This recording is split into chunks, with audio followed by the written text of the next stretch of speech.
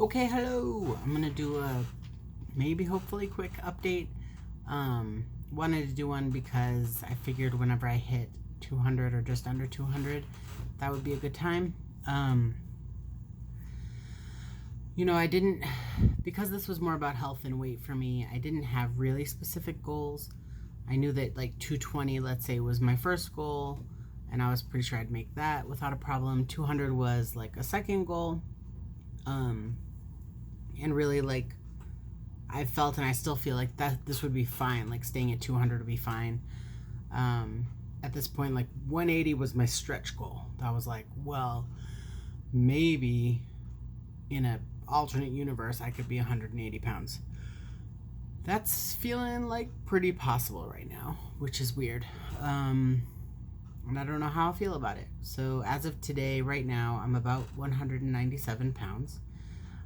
Some people in the weight loss community call it WONEderland, like Wonderland. I've been over 200 pounds for a really long time. So it's different. It's a different place to be, just in my head. But one thing I meant to address in the last video and forgot to, because people ask me all the time, like, how does it feel? How does it feel? And for a while, I didn't feel less huge. I felt the same amount of huge, but I just was feeling huge less. So less points during the day was I like, oh God, I'm so huge. Or like I was, because so many things during the day when you're someone who's big, it's like, oh, I don't really fit into this, or I'm afraid if I sit, it's going to break this thing, or I'm just trying to bend over and my belly's in the way. Like, there were so many times during the day when I felt huge, and now that's not happening much at all. And I am just physically smaller. I did clean out my wardrobe, gave away a lot of clothes, and luckily my friend had sent me some of his clothes, and they're fitting now. So I'm wearing his sizes 36 and 38 pants that he had sent, and his shirts aren't fitting. He has longer legs, shorter torso, I think, or maybe he's more equal. I'm a long torso, short legs. So, along with also carrying our weight different. When he got chubby, he carried his weight in his butt and his thighs. I carry my weight like in my belly. So the shirts don't fit quite yet. Some of them do, most of them don't. But that's been a cool process, and harder than I thought. I mean, I guess I knew it would be hard. I'm like a little bit of a hoarder, a little bit. So getting rid of things is hard, but getting rid of clothing was rough, but I gave a lot of it away to a good friend, and so knowing that a good friend is going to be wearing it helps, and then also gave some to somebody from the Denver Queer Exchange, so it feels good to know other people get use out of it. I also gave away a belt because I can't use that belt anymore. I have to buy a smaller belt, and then I have one of those belts that has holes all around the whole thing, so I just cut a piece of that belt off last week because I just had to keep tucking the flap in. It was annoying, so I just cut it off, and that's still working well. One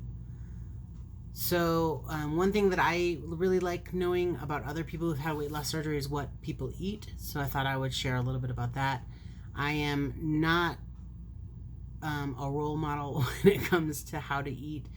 I don't plan. I don't cook very often. So a lot of what I end up eating is convenience foods. I eat a lot of protein chips, string cheese, turkey slices. Sometimes I eat eggs. And then I also eat like snacks and other things that I have around the house because of the kids or whatever. I just eat a lot less than I used to, but I eat almost everything. But I am, I aim to have it high in protein. So in the morning, I make myself usually some kind of black tea, like a chai or something like that. And I add in 2 scoops of protein, collagen protein that's unflavored. And I add in 2 scoops of fiber because my ongoing poopage issues, that's been the only complication I've had. I don't know if I've shared about it in other videos, but have issues with constipation, and then it'll flip and I have, cramping and diarrhea. So that's been probably my biggest challenge, but still trying to get a handle on that. And then lately I've been eating an oatmeal. It's called like Think Thin or something like that, and it's high protein, high fiber. And it's pretty yummy too. It doesn't have much sugar, like maybe 9 grams. Yeah, and then lunch is usually, or like meals in between, because I don't know, don't really do a good job of like sitting and eating a meal, which I should, but I eat a lot of meals on the go and just like grab a handful of this or that. I also eat nuts, and mung beans are a new one that I started eating. I also do just like beans and cheese. I eat cottage cheese a lot when I have it, and yogurt. I tried doing plain yogurt. I really don't like plain yogurt, so I do one that has like fruit you can mix into the bottom. Basically, I just eat everything until the fruit, because the fruit is generally fruit plus a lot of sugar syrup. So I try to just eat the yogurt, and I don't usually eat the sugary stuff on the bottom. My energy's been really good. I have plenty of energy to do stuff with the kids, which feels good. Today we walked to the park and back, and some of the time I had to be like stooped over, pushing my like keeping my toddler from going too slow, or like going out into the street. And you know, something in the past that I think would have caused me a lot of pain, and I didn't have any pain with that today. I still do sometimes have back pain and back stiffness, but I feel like there's more things I can do physically without causing pain. I run up the stairs to my apartment without losing my breath. I live on the second floor, but it's like you have to go up to the first floor and then up to the second floor, and have had no issues with that. So that's feeling really good. I would like to be exercising more, but I just can't figure out how to get it into my schedule. I could be losing a lot of muscle mass because I'm not eating as much as I used to and all that, but there's just not a lot I can do about that. I did also want to mention that I have had some hair loss. I don't think it's obvious. I don't know if I mentioned it in my last video. I think if you know me really well, you can tell that I've lost some hairs here. But I had pretty thick hair to begin with, and often needed it to be like thinned out when I would get it done. But really, really noticeable, like in the shower when I'm doing my hair, if I brush my hair, anything like that, if I run my fingers through my hair, I get a clump of hair. That's really normal. It happens to a lot of people. Some people have it a lot worse. I'm not too worried about it. They said that it stops after about 6 months or so, the hair loss thing. And it hasn't been a big issue, but I did think I'd mention it. What else? I did have a weird situation that kind of overlaps with my transgender identity, which is that I've been getting misgendered a lot more lately. And it's hard to say if it's related to weight loss, if it's related to wearing a mask. I think other trans guys have been getting misgendered more with the mask on. I don't know. It's hard for me to see, but I guess the beard is the big visual cue for people.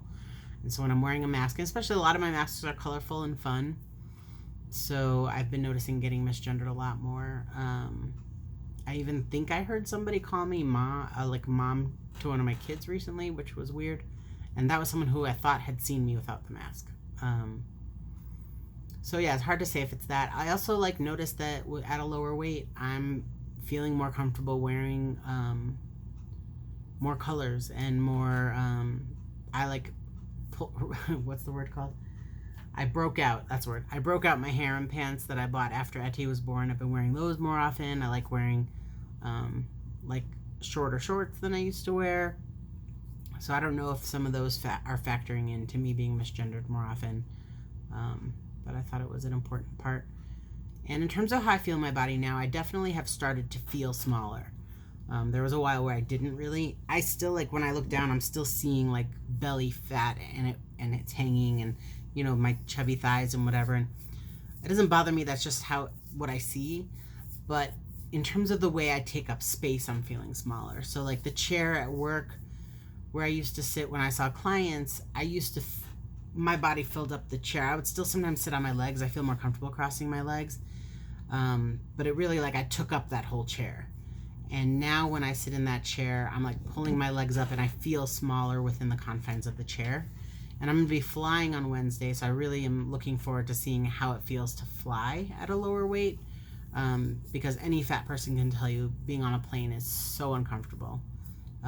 Just feel like the space is just not the right size for you. And sometimes there's like people's elbows. You know, I think it'll probably be a pretty empty flight given COVID and all that. But, you know, in the past, like people's elbows in your side, or just like your fat of your stomach and hip kind of hitting the side of the armrest. Super uncomfortable. So I'm looking forward to seeing how that feels.